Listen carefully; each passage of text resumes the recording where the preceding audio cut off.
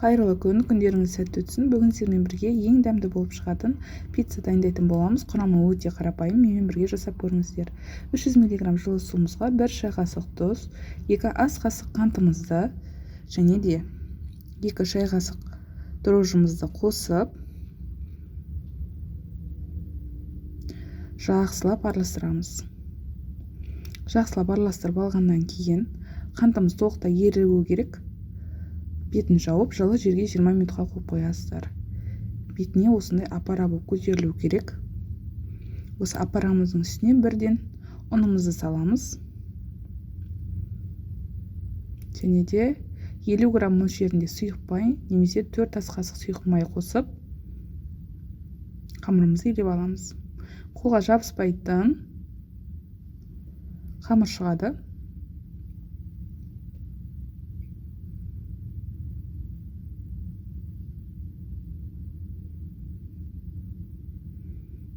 Осы қамырымызды илеп аламыз. Және де илеп алғаннан кейін бетін жауып 1 сағатқа қойып қоямыз. Қамырымыз өте тез көтеріледі. Және де 2-3 мәрте қайтарып илейсіздер.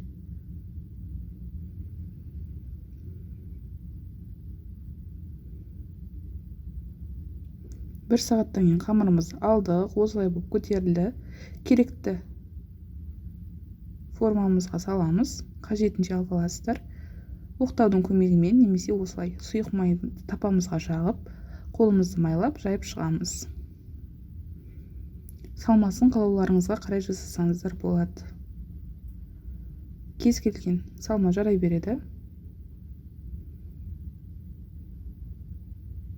Кетчуп, майонезді осылай қамырымызды жайып алғаннан кейін бетіне жағып шығып, салмасын саламыз. Менде қызанақ, тәтті бұрыш және де шұжық.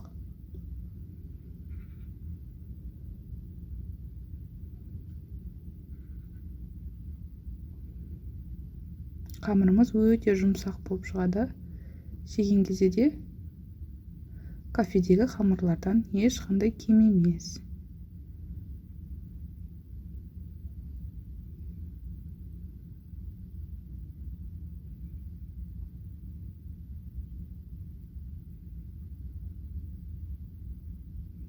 Осылай салмасын дайындап алғаннан кейін 2 жұмыртқаны жарып, жақсылап араластырамыз. Және де бетіне құйып шығамыз. Сыр қоспасаңыз да болады.